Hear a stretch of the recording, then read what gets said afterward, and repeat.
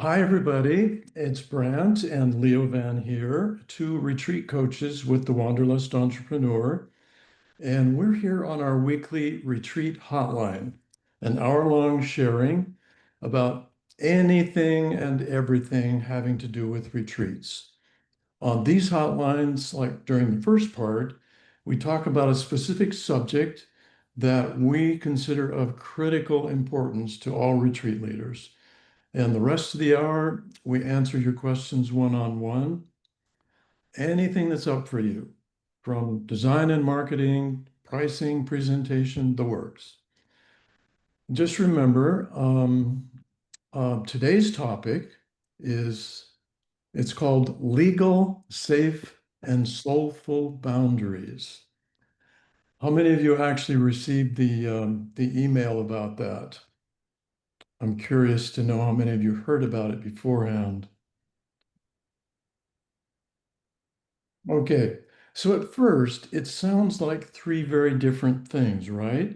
But when you put them together, they form the foundation for retreats that are not only transformational, but also sustainable for you as the retreat leader. I like to think of boundaries not as walls that keep people out, but as containers that hold people in. And they hold people in if you develop it that way with safety, clarity, and intention. Without boundaries, a retreat, as you may know, some of you can feel pretty chaotic or even unsafe. With boundaries, people relax, open up, and go deeper. So let's explore what this means in three areas: legal, safe, and soulful. So let's start with the legal boundaries. These are what you might call the practical guardrails that protect you as a retreat leader. First and foremost are the contracts and legal forms. Every participant should sign an agreement that clearly lays out what's included in the retreat and what's not included. Your refund and cancellation policies and the signed legal forms. And I'm not talking just waivers here. Comprehensive legal forms like the 5-page document that's part of our retreat blueprint course that protects you legally, but also gives participants a sense of clarity. Second, you need to think about insurance and compliance.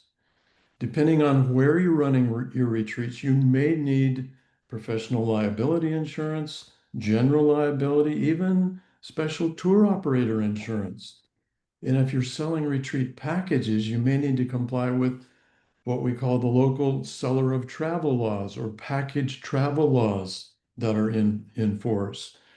And finally, I'm just giving a general overview. Leo might go into more detail in a second, but finally, there's the honesty in marketing. It may not sound very legal, but it absolutely is. Truth in advertising, it's a legal requirement. You need to be transparent about what participants can expect. Don't overpromise. For example, we know of a lot of retreat leaders who've had to refund thousands of dollars because their cancellation policy wasn't spelled out. And then compare that to other leaders who've taken our course, who had clear terms in place, and when someone canceled, no drama. The takeaway, it's this: legal clarity equals peace of mind for you and your participants. Now, I'll let our legal expert chime in here if he wants to add anything to that. Yeah, I do. I'm glad we were just mentioned cancellation policy because it's really important. And with all of this legal stuff, it does two things, as we're going to say. It protects you legally, financially, and even your reputation as far as what you have to stand on as a business person interacting with your folks. And it's because you've upfront declared what your policies and for your retreat and for your cancellations and for what your uh, all of the things that you're promising to do. And if you declare that up front, now you're being fair to the consumer. So it protects you, but it also help protects the consumer in a fair fair consumer law areas so that they have all that disclosed to them up front before they purchase. And this is really key. How many of you, if you've done a retreat, have you made sure that your cancellation policy is on your retreat sales page and on your registration page? Because it needs to absolutely be upfront before they purchase. And it should be in both places. It should be at the bottom of your retreat sales page, probably, and it definitely has to be on your registration page before they hit purchase now. Okay. And this is actually required by law. This is a fair disclosure to them. Okay. And you want to have a well-written cancellation policy. And we go in that in depth. What is a well-written cancellation policy? And it really has to do with the terms and conditions that you're going to give them for when their deposits are due, when their payments are due, and when any refunds are due, or when any refunds are not available to be paid back to them if they cancel anymore. Okay. It's really important because you will get calls from people that say, I have had an emergency, I can't go. It's a week before the retreat. You've paid out all the money that you've collected from them to your retreat venue up front because that money was due, and now they want their money back. Well, you can't pay them back. You've committed their funds for their retreat that they're canceling on. And if you don't have that in your cancellation policy, that there was a cutoff date, they have every right for you to give for them to expect their money back because you didn't disclose it. Okay. Now it all falls back on you in the financial hardship of coming up with that money because the retreat venue is going to give it back. All that falls on you for uh, having to come up with that money out of your own pocket to pay to them.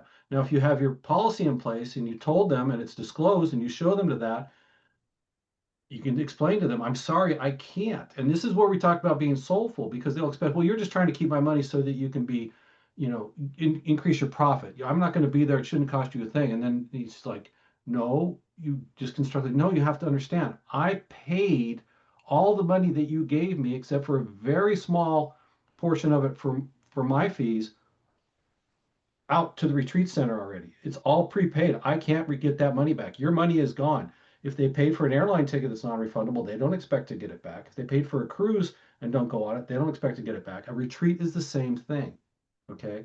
But it gives you a basis to have this conversation with them because as all of us retreat leaders know, it's a very personal and social relationship you have with people who are signing up for your retreats. And you want to maintain that. You don't want to turn it into a contentious business thing.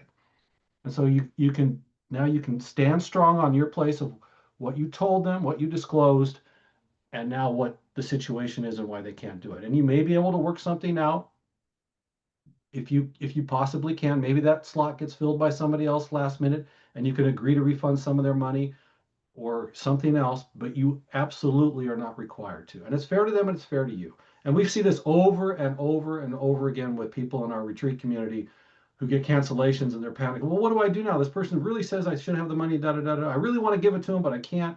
And it's like, okay, this is how you should approach it. And so, and people will respect you if you stand your ground as long as you've been fair up front. And that's what a great crafted cancellation policy and contract do for you. Okay. So Yeah. um, can't stress it enough. I think you probably avoid so many problems with just that one thing written well and disclosed for every as soon as they before they even sign up for this thing on your sales page. As you can tell, you guys listening to Leo, there are a lot of moving parts with legalities, and we cover them all in the Retreat Blueprint program and lead you by the hand, helping you work with difficult people and dot all the I's and cross all the T's. So now let's talk a little bit Grant, about, one thing I'm going to address here. yeah. Laura asked a very pertinent question. What if they pursue legal action, even if you've done your due diligence and were upfront in your agreements? Then you are protected. Okay, if there was a real legal action, uh, the court would look at it and go, no, she readily disclosed it, she followed it, this is legal. The other thing about it is credit card companies. If someone pays by credit card, and then they dispute it with their credit card company not to pay you, the credit card company will put a hold on the funds to you. They won't release them, right? They say, hey, this person says that they're canceled and you didn't agree to give them their money back. Well, now you can go to the credit card company and show them your legal document that they signed. Remember, they signed and agreed to all of these things. And now you show it to them and the credit card company, well, they disclosed it and you're past that date. And so the credit card company won't ding you on the payment and withhold those funds from you, which you need. So yes, it's absolutely, that's where it helps you on the financial side and the legal side. Yeah, you do your due diligence, you're covered. All right, let's talk a little about safe boundaries. These are the ones that we create a supportive environment where participants feel protected physically, emotionally, and psychologically. On the physical level, that means collecting emergency contact information, asking about medical conditions and food allergies, making sure your venues and excursions are safe and accessible. And we have all of these things in these forms in our course as well, along with instructions on how and when to collect that information. On the facilitator side, safe boundaries mean you don't try to be everything to everyone. You're not their therapist and you're not their savior. It's also about protecting your own energy so you don't burn out or cross lines that can complicate relationships. And then there's the group level. I always recommend establishing group agreements at the very start of a retreat. Confidentiality, respectful communication, no interrupting or crosstalk, and above all, honoring one another's privacy. One of my colleagues starts every retreat out with what she calls a confidentiality circle. She says, what's shared here stays here. That one sentence transforms the whole group atmosphere because people know they're safe and secure and they can share. So here's the takeaway on that. Safety opens the door to vulnerability, and vulnerability is what leads to transformation. So you can see why it's so critical. Anything you want to add there, Leo? No, Brian, I think that really covers it. Okay. And then the third part, what we call soulful boundaries. Now, that's my favorite part, actually. This is the energetic and spiritual guidelines that protect the sort of sacred container of your retreat. And this starts with your own energetic hygiene, you might say, making sure you don't take on everyone else's emotions or energy. Just a simple practice like grounding yourself each morning or closing your space at night with a short meditation. It can make all the difference. And it also means creating sacred space rules. For example, you might choose to have phone-free meals every once in a while, or maybe all the time, or silent mornings, or a ritual to open and close your retreat. These sort of soulful boundaries give participants permission to unplug, slow down, and truly drop in to the experience. And finally, the soulful boundaries are about empowerment instead of, getting all enmeshed. You're there to guide, not rescue people. You can support people, but ultimately, the healing and transformation are theirs to claim and their responsibility. Like so many people tell me, gosh, I feel like I'm promising too much on this retreat. How can how can I promise them transformation? Well, you can't. All you can do is promise them that you'll give them the tools and the environment for them to transform, but the work has to be done by them. Um, another retreat leader I know created a silent breakfast tradition. At first, people resisted it, but one participant told her that those mornings were the most profound spiritual experiences she'd ever had. So you never know what people are going to respond to. and be touched by the most. Sometimes the soulful boundaries we set feel unusual at first, but they oftentimes create the deepest breakthroughs. Anything you want to add on that, Leo?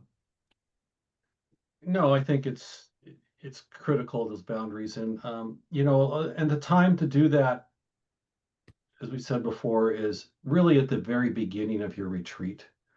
To have a general acknowledgement with a group of what your expectations are for doing it, uh, and interact, and what the boundaries are for the group and how you want behaviors to be. You might have things that you want set up front, as far as interactions, or an alcohol policy, or things like that you want to reinforce, and do all of that up front at the beginning of the retreat, so that it's clear and spelled out, so that if there is an issue, you can go back to it later and say, hey, look, I talked about this at the opening, and this is what we're doing, and things like that. So that's just one of the things I want to stress that comes up. It's great to think about this before time, and gently just inform the group about what your uh, plan is for the container for this group, for this retreat. Yeah, so important to set the tone in the beginning. And actually, you can begin setting the tone with your own private Zoom calls with folks who sign up once the group is all together. Bring them together to get to know each other and begin passing on what some of these healthy boundaries are going to be and get some agreement with that. So, so yeah, let's bring all this together now. Legal boundaries protect you, safe boundaries protect your participants, and the soulful boundaries protect what you might call the sacred container of the retreat. And together they form a kind of triangle of protection that also gives you freedom. And here's the paradox. Boundaries don't really restrict us as retreat leaders. They actually give us more freedom. When people know the rules of the container, they relax, they trust you more, they open up. And that's when the real magic happens. So I invite you to reflect in your own retreat planning. Which of these areas, legal, safe, or soulful, do you feel needs more attention? Share in the chat if you would. And thank you so much for letting us share this subject today. And now I think we're ready to start our one-on-one questions. Who has a question they'd like to ask about anything having to do with retreats? And again, I encourage you to be on camera with us if you possibly can, as you, and not just in the background. Everyone would love to see your face.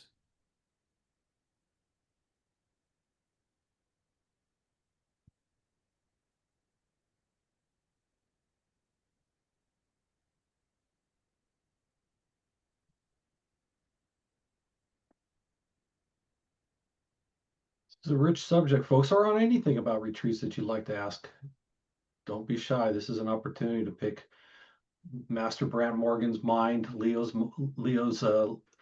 addled little mind here, and Okay, we've got a couple of raised hands here. Let's see.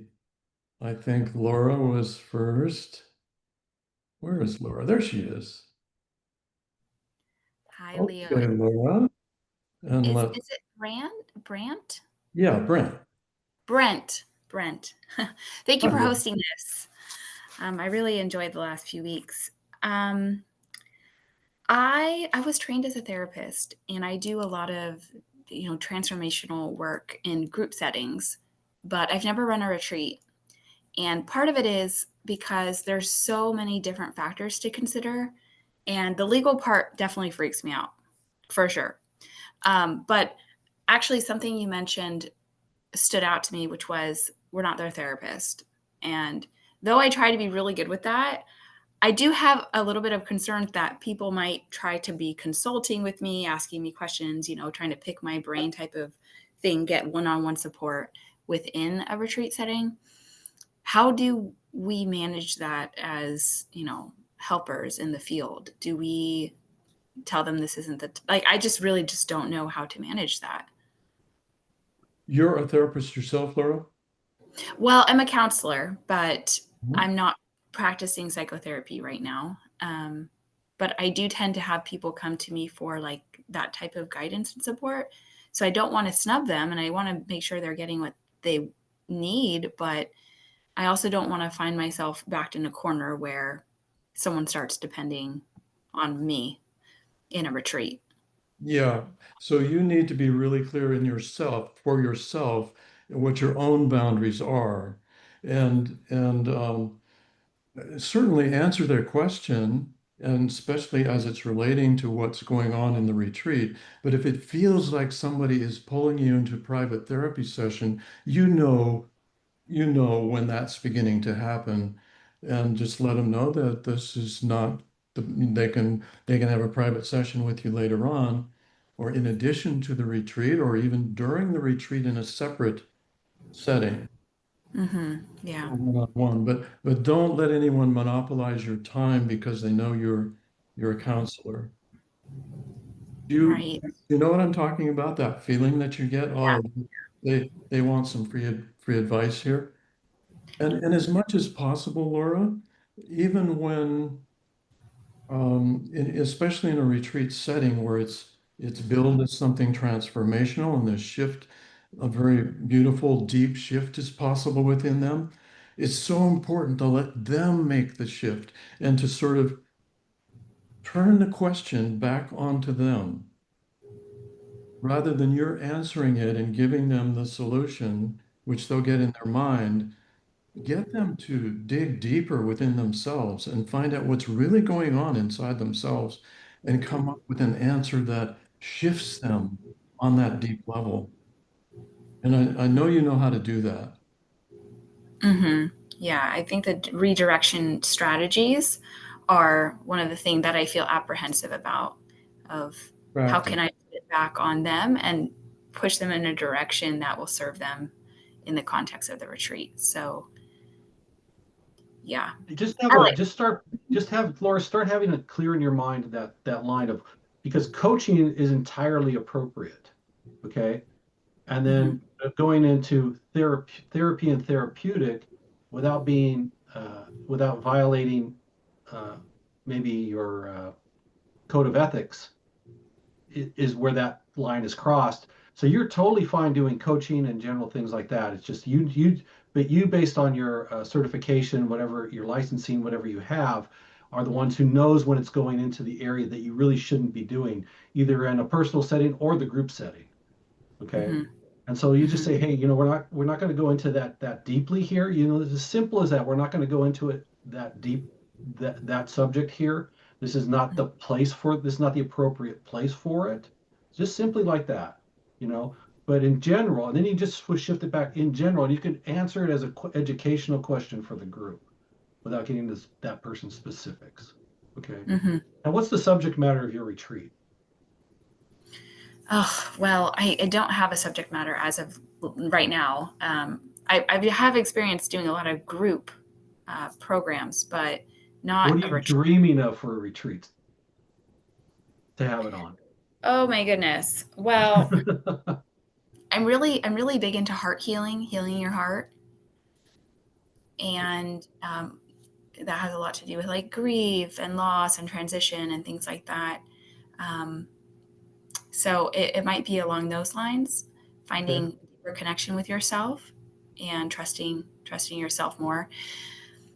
Um, yeah, so it's all kind of it's all new to me. The retreat, it's always been there for me in my mind, but in actually constructing one, I'm like, okay, this is probably where your program is really helpful because it gives you more clarity on how to, cut deeper into like a Yeah. general theme and Yes. provide transformation. Yep.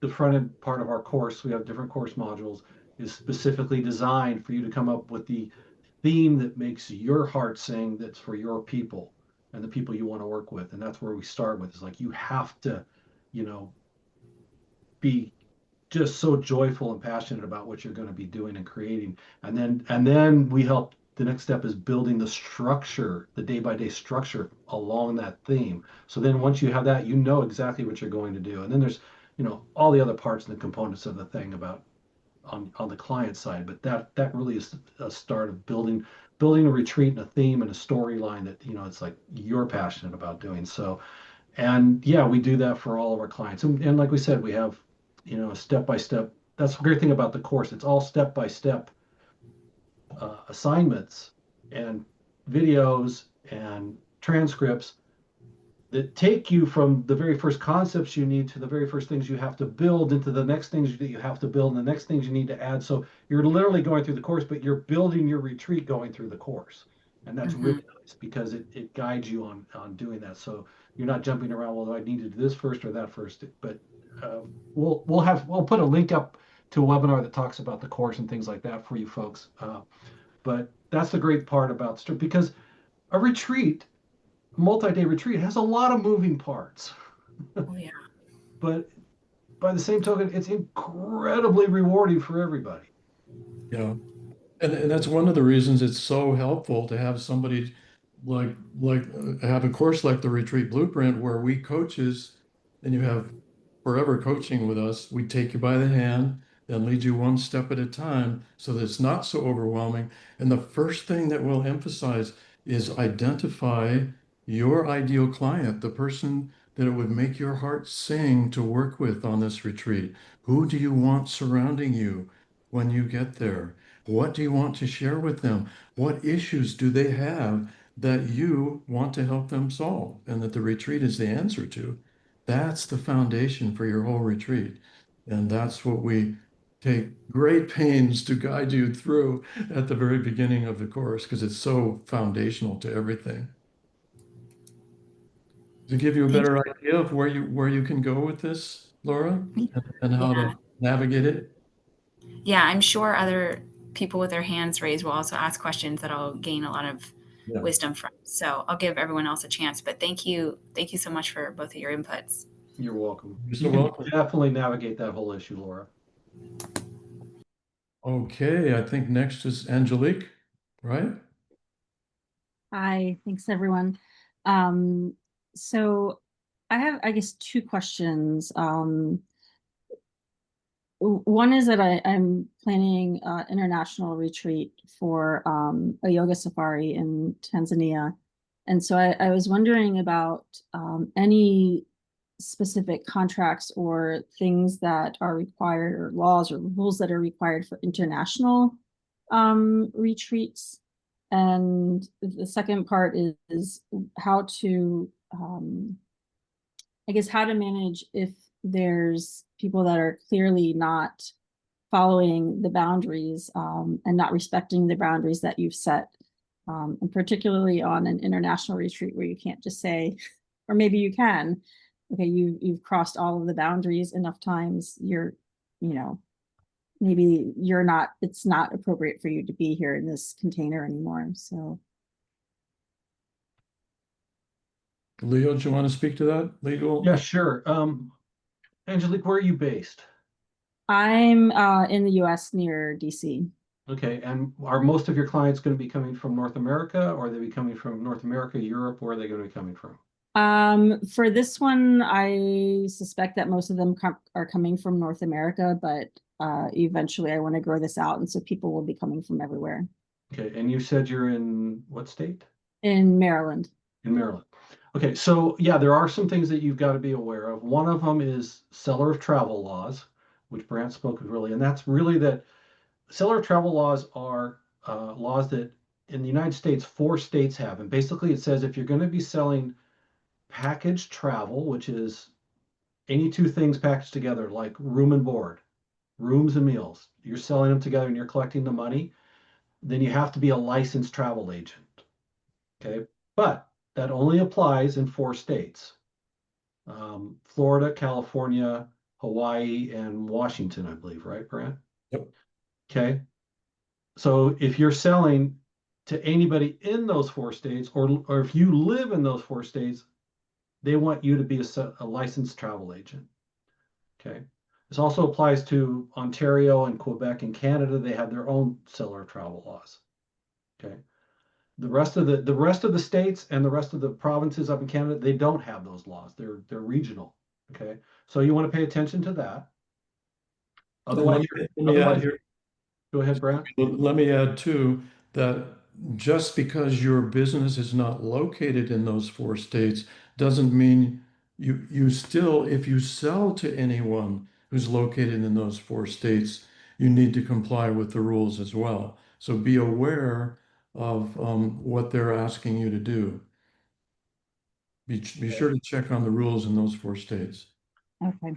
Now, there are no legalities about running a retreat in a foreign country. Okay. There's nothing you have to do. Okay. Because it's an international retreat. What you do have to do is make sure that your contract that you have your retreat participants sign and that your terms and conditions in your contract and your limitation of liability forms are all in your personal business contract that you're having them sign. Those are what's important for you to have. And those are very specific for retreats because it has a lot of moving parts and you have to disclose things in those limitations of liability waivers. It's a big disclosure thing so that it shows that you've informed them of the risk that are in this retreat. And there is not really risk, it's just all the activities that you're going to be doing that. And you want very well crafted, comprehensive limitation of liabilities in a contract. Okay.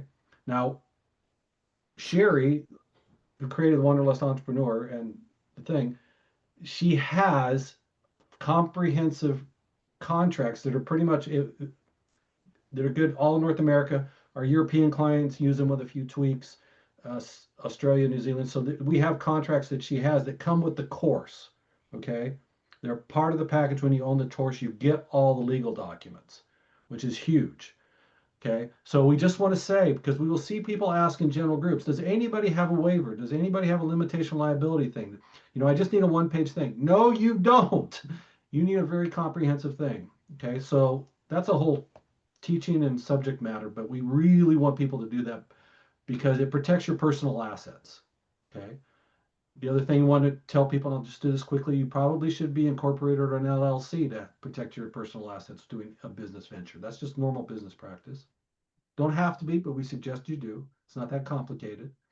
The other thing you want to do is you need to have insurances that apply to running a business and a retreat. And between those contracts and liability forms and your insurances, you're legally and financially protected. Okay. Now you have a good solid personal legal basis for running your business and running your retreats. And that's the short answer of all the details without all the details. Yeah, yeah. And yeah, those forms are included in the course, and they have been used, Angelique, all over the world with modifications, but done by attorneys who are familiar with the laws in those different parts of the world. So slight shifts in the wording, they've been effective and safe for retreat leaders on every continent. That Thank answer you. the question? And then what about if people aren't respecting boundaries, like, if I say no drinking and they're getting drunk in sessions and not that that's what I'm looking at, but just as an example, or just being really, really disruptive, where if it was a local retreat, it would be easier for me to say you're not following the rules of the container. Yep. But It an happens. international one, do you have, I guess, the rights to do that, or is there more legal repercussions, or is it the same regardless of it's local or international? It's the same whether it's local or international. This is a private event held by you. Okay. And you can absolutely ask someone to leave the group setting and not be involved in it. Okay. Okay. Now, that But being before said, before you do that, well, Angelique, wait a minute, Brant, let me finish. oh, sorry. That being said, that's the last thing you want to do. you want to have a conversation with them first about their behavior and their disruption, but you really want to start out by pulling them aside privately when you see it. And this happens with people who are uh, not even just out of control with their alcohol drinking and very disrupted in that way, but maybe they're very disrupted in the group. They're very disruptive in the social area. They're complaining a lot. They're taking all the time and things. They're doing an inappropriate amount of seeking help and attention from the retreat leader during things like that. Any number of things where it's really becoming disruptive to the container of the group. Okay. And so what you want to do is, because it will disrupt the other people's thing. And I just want to highlight one thing. You are not creating an event for an individual here. A retreat is for a group experience. Okay. And your responsibility is to protect the group, not the individual in this case. And what you want to do though is, what we recommend is, when this arises, that you want to take that person aside privately and have a discussion and find out, really, you want to ask them, what's going on with you? You know, I noticed this. Are you okay? Is it something? I just want to know. I don't know if you noticed that it's like you're doing this, and is there something you need? Is this helpful? I just want you to know I want to reflect this back for you in a very gentle way. And let them know it's like, okay, well, we need to do this because it's disruptive to the group, and I'm here to take care of. We've got to maintain the group experience. And I would do that as one of your initial boundaries in the opening. Is this is a group experience, and we're going to do everything to make sure that the group is protected. Protected might be the wrong word, but you guys understand. So I like to set that as a general rule. And then if it keeps escalating and another interaction doesn't help with them and it gets bad, then you can ask them to leave and say, go to your room, do whatever you want to do during the day and all that, but do not attend the group activities or experiences anymore. Sherry's actually done it. Brant, I'm sorry, go ahead. Yeah, I've only had to do that on one occasion, but it was obvious because the person had we knew in advance that this particular woman had mental challenges and that this might be a possibility. So we're all kind of on the lookout for it. And she agreed actually to fly back with her husband, who was also there with her. But in general, I think what Leo said is great and very complete. The main thing being that first, take them aside. When you notice there's a major upset to the group container, take them aside and talk with them personally and probe to find out what's really going on with them. Ask them questions. Don't be confrontive. Ask them questions and get them to reveal what's actually going on a deeper level, and then ask them to see what can we do together to make this work for you and for everyone else. What is it that you need from me or from the group that you don't have right now? And how can we make sure that this fits within the group container? And then you gain their cooperation as much as possible, and they have an assignment. And and maybe they just needed your attention. You don't know. Every situation is different. But I'll guarantee you this, it is part of the transformation. It's part of what's meant to happen on that retreat. In fact, that's one of the first things I tell myself before I even go on the retreat. Morgan, anything that happens on this retreat was meant to happen. It's part of the learning, it's part of the growth, it's part of what we're all meant to share. And without conflict, without disruption or upset of some sort, there's probably not going to be a lot of transformation because there's a lot going on in everyone on deeper levels that comes to the surface. And that's beautiful. You just need to be really present, really welcoming with each individual and with the group as a whole, keeping your attention on the individual you're working with, but also part of your attention on the group, because after a certain point, the group becomes one. And what's happening with one is happening with all to some extent. It's really a magical process. You're gonna love it, I'm sure. Thank you all so much.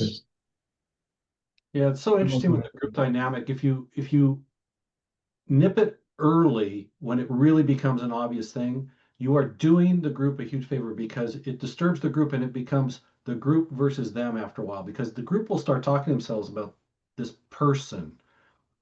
Okay. And now you've got them opposed to it. And now you've got us versus them and this person and da, da, da.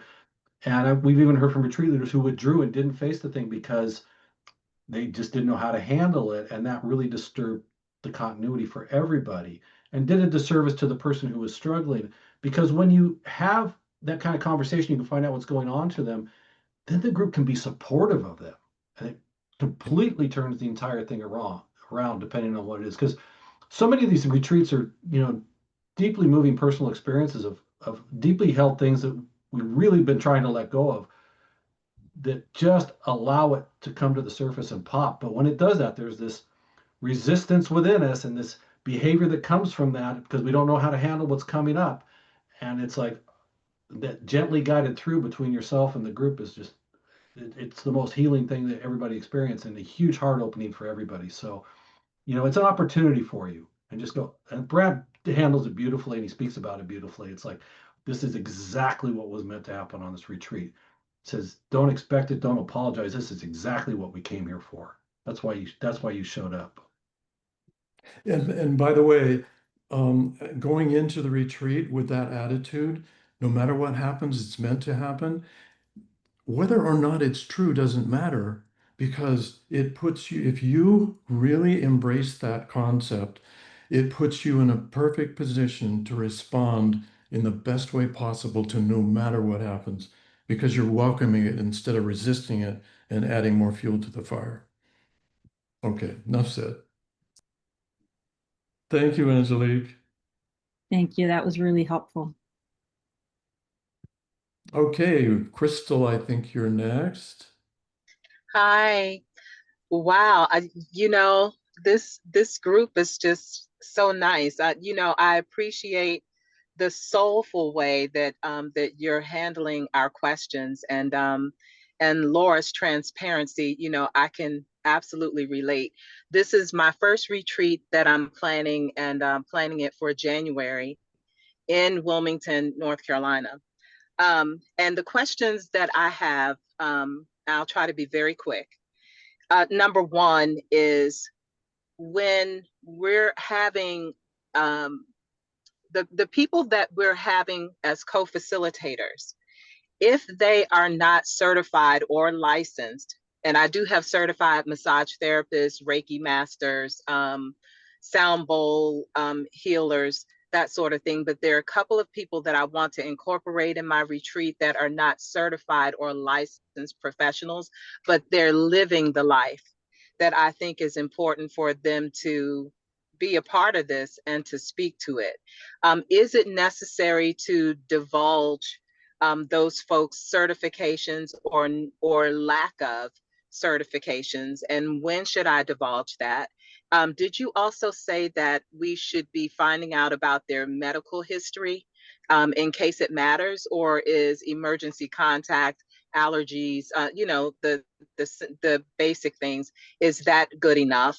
The other question that I have is it okay to ask people's religious or spiritual alliances in case that matters in how we address certain topics?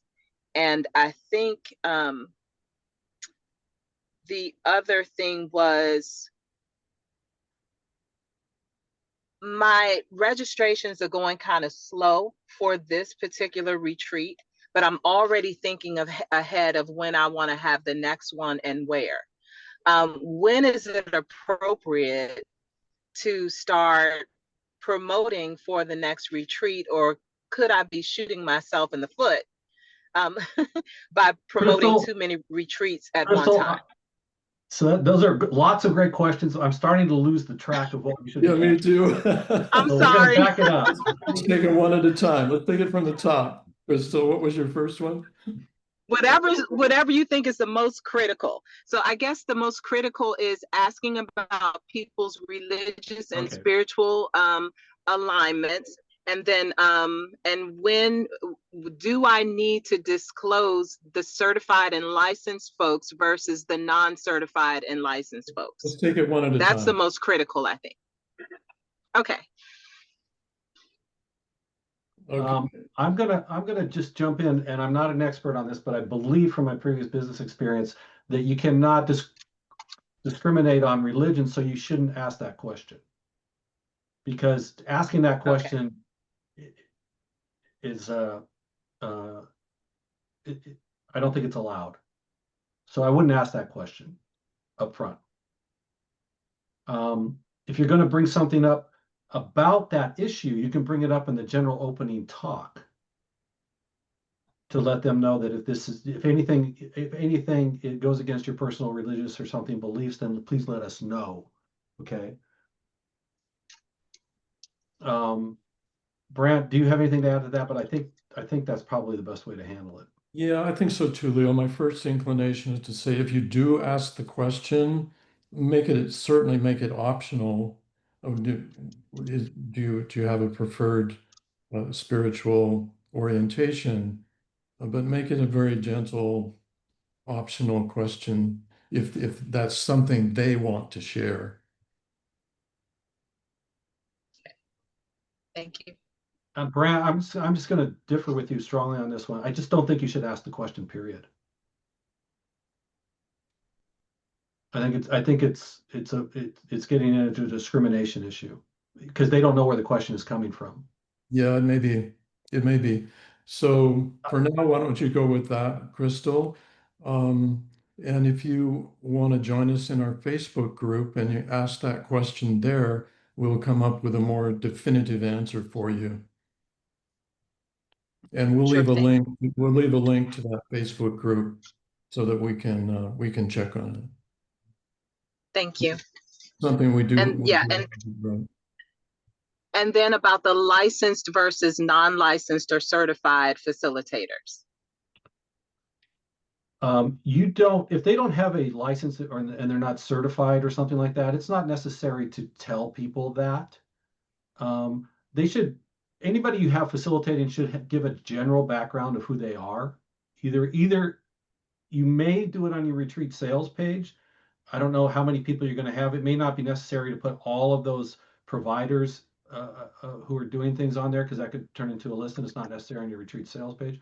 But when you introduce them during the thing, you can do that. But if they're just a person sharing personal story and life experiences, and they're basically an expert in their field, they don't have to be certified or licensed to do that. What licensure requires is that you follow ethics and codes and things. Certifications don't typically. Licenses is where you get into the real legalities of things. And if someone's going to be giving very detailed things and presenting themselves like they're a licensed person, that you don't want to have. Okay. Nobody should be saying I'm this and this, and they're not licensed to do that. Certifications are different on a legal basis, primarily. Crystal, Gotcha.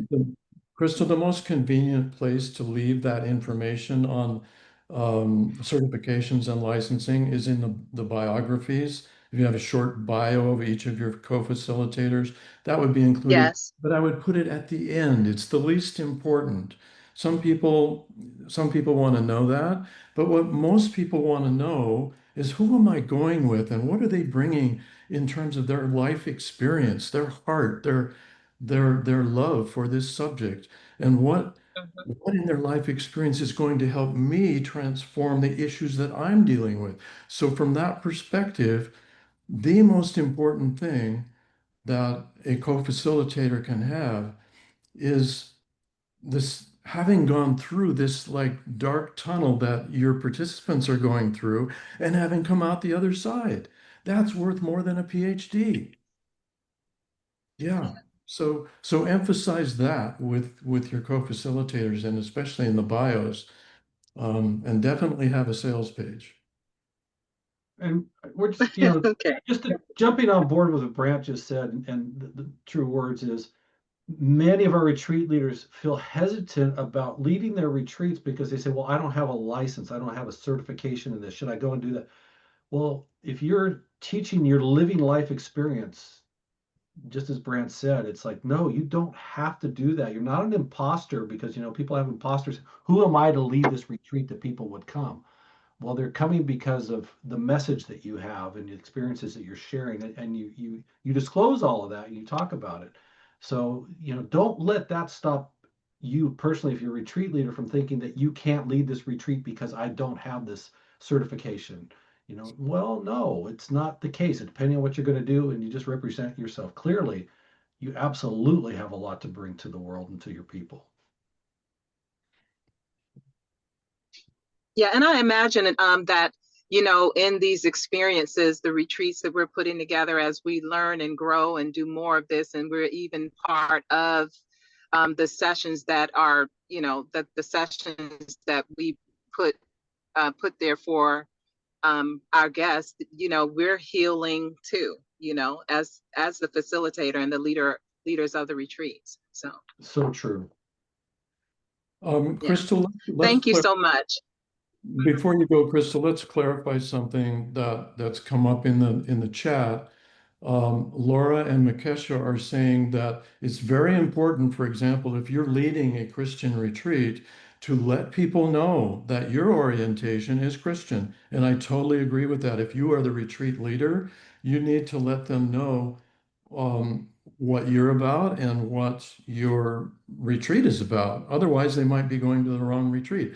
However, what I thought you were referring to was the information sheets that go out to people asking them, your participants, questions about their Yeah. orientation. Is that okay? That's what I was asking, because I want to respect what their orientation is. I am Good. non-denominational, Right. and I don't adhere to any particular religion, and I want to make sure that I'm respecting those who do adhere to a particular religion. Yeah. Exactly. Yeah. So Hmm. Laura and Makesha, I hope you got the distinction there that she's talking about her participants, not herself as the retreat leader.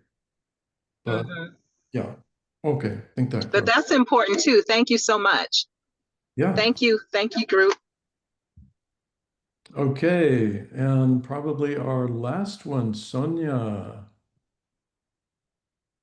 Hello, my name is Siona. Oh, Siona, sorry That's okay. to That's see okay. you. People normally make me Siona or Fiona, and I say I'm not Shrek's wife.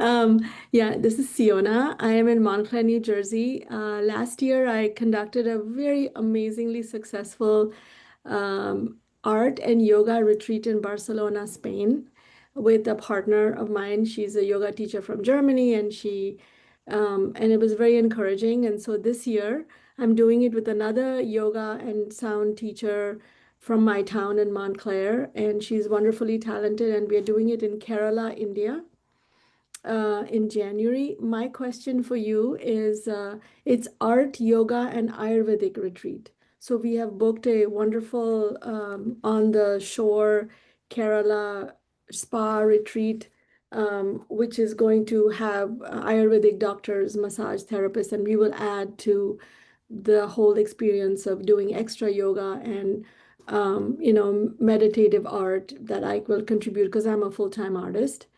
So we're excited about it, but my question is about marketing.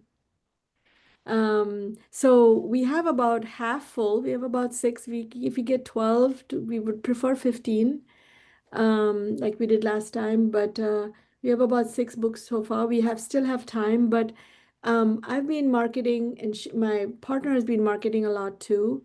I've been marketing especially on Facebook, and I've joined all these retreat groups. Um, and um, and these retreat groups are like you can post on them once you register for them. So I've been posting on there, and it's sort of like it gets absorbed into the universe. Like nobody responds, nobody has any answers. It's like, what's the point of belonging to these 50 retreats, like the international, they're in India, they're this, they're all these different women's retreat. And I've kind of like, we made beautiful flyers, and all the information is up there, like in just 2 or 3 visuals. We've also just made a video of me and my partner talking, as to what the retreat is about, like a 2-minute video. That's also up on my Facebook page. So, like I said, we have people signed up, but we want some more. So I just wanted some advice about proper marketing and how we can get some more people from the universe. I did get some from the universe from my Barcelona trip, though a lot of them are friends of friends of friends, who kind of signed up, So, which is always very good. I'm Sonia, sorry. I'll cut to the chase here, and that is that retreats are a high ticket item, right? And most We've, people, I'm sorry we've priced it really well. well, When we go, I know, but what I mean is that people are not, buying a widget on Amazon. yeah, yeah, They're exactly. they're buying something that is very dear to them and that's going to cost them um, it's going to cost them a relatively large Hmm. amount of money. So they need to know, like, and trust you first. So Hmm. it's about the relationships that you can develop with those people, not just about the subject of the retreat. So Hmm. I would ask, the main thing we emphasize is get people's emails so that you can communicate with them and engage in what we call education-based marketing, where you're helping them with the issues you know they're dealing with that are also going to be part of your retreat. But how do we get these emails? Like, for example, when I post on Facebook and I post it on these retreat sites, they post it on their platforms, but then it's like, poof, it just sort of like, so how do you get personal emails from people? I totally agree with you, but like, it's the chicken or the egg. Like, how do we get the emails so that we can address a certain group of people that are supposedly interested? Um, it just seems like, obviously in anything, like I run an art business too, marketing is always the hardest, right? Yeah, Right. one of the best ways is to have what we call a lead magnet.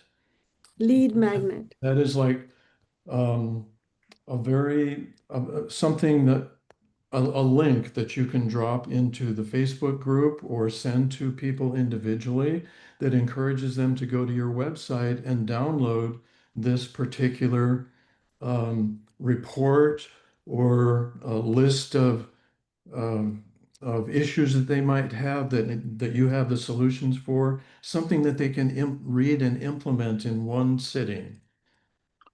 So list of, So what hold did on, you, Sonia, A Siona, I'm freebie, sorry. yeah, basically. An irresistible freebie is what you're offering in exchange for their. wait, list of like concern, what did you say? List of concerns? No, what did you say that again? Well, if you identify the main issue that they're dealing Mhm. with and you know you have a solution to that, give part of the solution in a free report. Explain to them how they can create a more stress-free life and more relaxation, deal with tensions and relationship problems that are coming up. Whatever their issue is, do a report on that that expresses how they something that can help them immediately.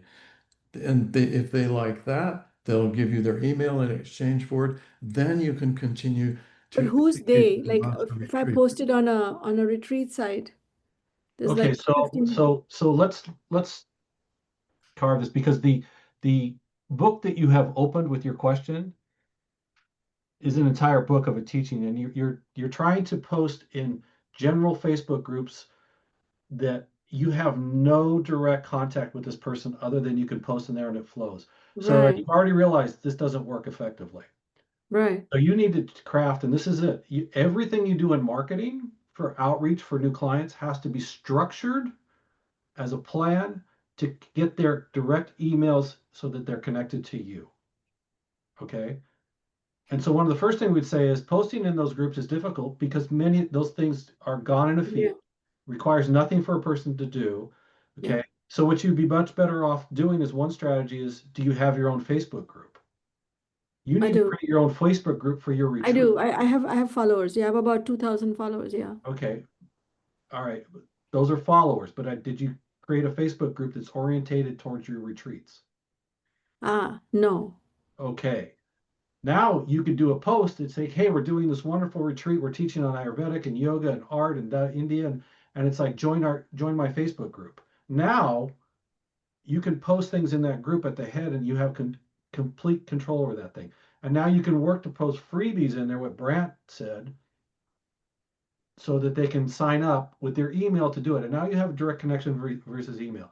You want to capture emails because social media platforms do not convert to buyers. Mm, Followers and people interested do not convert to buyers, or the percentage is extremely low. mhm. So, because your question is so broad, but what the key to this is, and you can research this, or you can, we have a full course on marketing retreats and what's involved in this. And this is really true about business in general, about what you need to do to really reach your ideal client for your retreat in the course. Mhm. Mhm. Okay. Right. And what you're doing now is shotgun marketing to the world, and it's not working. One, because Right. putting it in the wrong places, you're putting it in. Well, I mean, I'm sorry to interrupt, but Go my ahead. yoga teacher, she's like the one I'm partnering with. I'm reaching out to friends, but she does a lot of like yoga classes, and so she's giving it out to people personally Yes. who are her Yes. And students. So that's why you have six, but you're trying to grow your list of people yeah, that are connected. And that's what I'm talking about. yeah. And you've done very well to fill one successful one and have this one half full, and you've got time to do it. But what you want to do is increase the outreach. That's the type of strategy that is successful in the long run for multiple retreats year Yeah, after year. because we know I mean, the last formula was very successful, and we know what we're going to do this time. We have everything planned out to the T. Like we're really ready to rock and roll. Good. I have all my art assignments. She's a very capable yoga teacher, and the center is beautiful. And we've been in communication with them. We have great prices. Where are the people? What I hear is you're really ready. You're extremely organized. You've got it all planned out. You know how to Mhm. run a retreat at all, but you're not being able to communicate your message to the person who needs to hear it, and that's the Yeah. part. Okay, that's the key part, and it's not a simple 5-minute answer. Mm. Okay, The we cover this in brand. detail in our course with our course members because now we have to teach you how to market successfully, and that's critical. And it all starts with your message. Wait, Yeah. so all these links that Brand sent, Okay, yeah, I just dropped in those links for everyone because they are all links that we want to leave you with before you take off. And I want to make sure we're complete with you, and then I'll review these really quickly, but we're already over the hour, so I want to wrap it up pretty quickly. I don't want to take your time, but I think I understand what you're saying, Brant and Leo. So like more personalized attention should be there instead of just sending it out to the universe kind of thing and expecting people. Sometimes you can get somebody come in. Like I have gotten somebody from the Barcelona trip that has now become like a friend actually, it was very successful last year. And we did exactly like we did exactly what you said. We had a very, like a group meeting in the beginning, and we talked to them and we said, what stays in here, and we also set the boundaries, and it worked really well, so we feel encouraged. But and this time also we have a very plan, but we are marketing is not easy. No, it's not. And another thing to keep in mind, Siona, is that this year in particular has been a pretty rough one for Yeah, registrations for not for everyone, but for yeah, some retreats. And what we found is that, as usual, many people will sign up at the last minute. They're waiting until yeah. even the last week, which So sometimes. you think we should remove the deadline from the flyer and just keep it open? No, no, keep the deadline open, but stay open yourself Mm. to continuing to market Yeah. and receiving people if they just have to have your retreat. You're not going to turn them away, right? No, no. But yeah, if we can go more But than 15 too. no, it's important to have a deadline and say, "Hey, we really want or need the registration by thus and such a time," and then stay open to negotiating if people But come that up. won't put people off, like, oh, I can't call them because they have already the deadline has passed. No, it won't, right? He No, probably will still contact never, me. never run into that problem. Okay. Thank you so much, guys. You're very You're so welcome. Good welcome. luck. Really appreciate it. I copied all the links. Excellent. Okay, good. I hope everyone does. And thank you for being with us, Sienna. Now, Thank just you. quickly, I want to go over these links so that you're familiar with what they are. The first link, you guys, is to our pre-retreat masterclass training. And it will actually answer or help to answer a lot of the questions that we heard today because it gives you an overview of what you need to have in place in order to fill almost any retreat and how to structure your design, marketing, and delivery in such a way that it's, as Leo says, strategic. You're not just throwing spaghetti against the wall or hoping or wishing. But anyway, the masterclass training is, I believe it's a couple hours, and it will give you a lot of tips and tools about how to organize a retreat. The second link is the Wanderlust Entrepreneur Facebook community. And this is our general community, including 65,000 people all over the world who are interested, excited, passionate about retreats, all in different places, some of them doing retreats, others just wondering whether they might someday, still others dreaming, but they're all interacting with each other and asking us questions. And we coaches go in there every day to answer those questions. So if you have questions that have come up related to those that have been asked today, go there and ask them, and we'll answer them there. Our Wanderlust Entrepreneurs main retreat website includes scads of information, including our blog, and that's the next link, giving you more information about how to design and market your retreat. Just about any question that is under the sun having to do with retreats we've dealt with over the past 15 years. And actually, Sherry's been in it for more like 25, 30 years. And then we also have a retreat coming up really soon, just a few weeks from now. Eva Charlotte's Transformational Journey to Teotihuacan. There's still openings in that. It will not only help you with your own transformation, but show you what you need. It'll give you an example of how to lead an awesome retreat yourself, if you're wondering how to do that.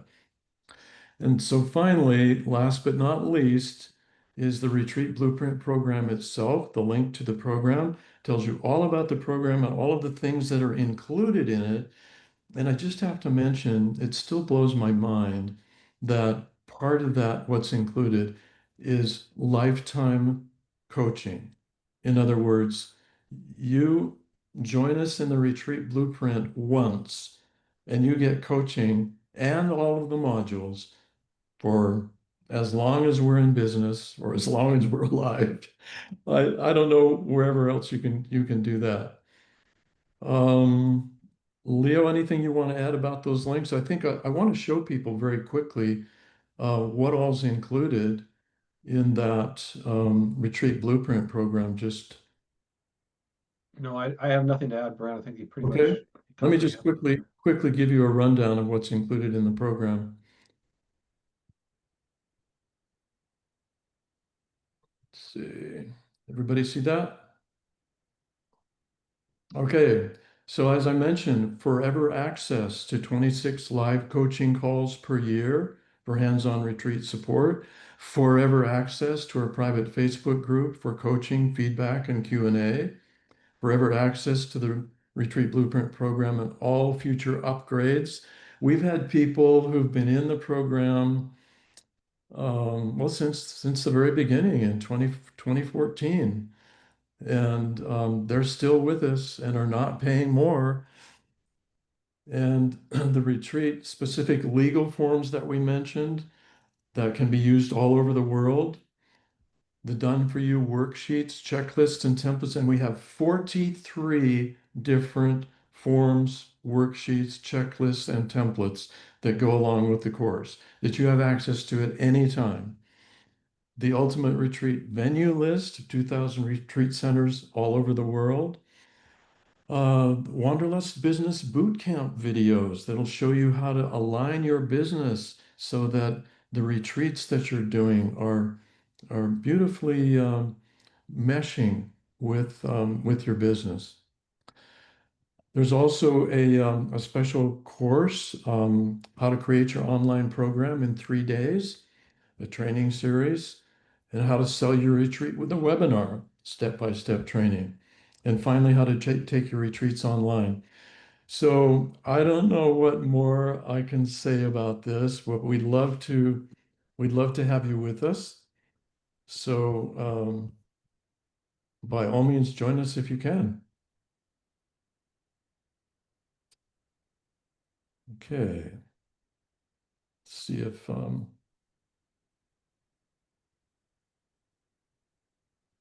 there we go.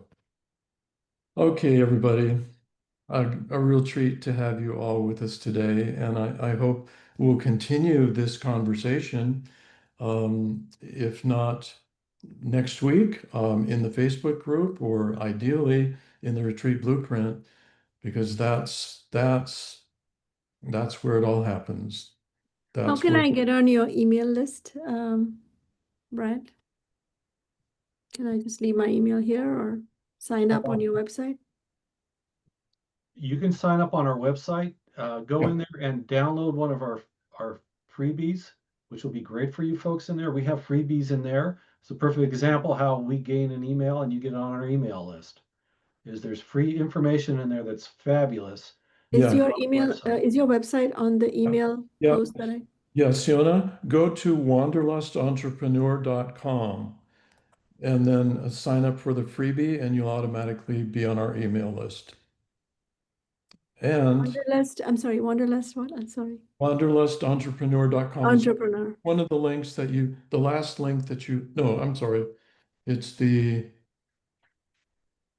this third link. Yeah, the third link in that Okay, I list see. of links that I gave you. Okay, great. Okay, Thank you. thank you. And thank you, everybody, for being with us. It's been a pleasure. And Leo, always fun. Great to be with you, Brad. Thanks for your wisdom and experience.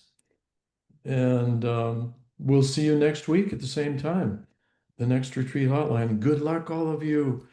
Get out there and just be passionate and know that you can do it. And it's just one step at a time. Don't be overwhelmed with it. Okay, Bye, folks. hope we're not.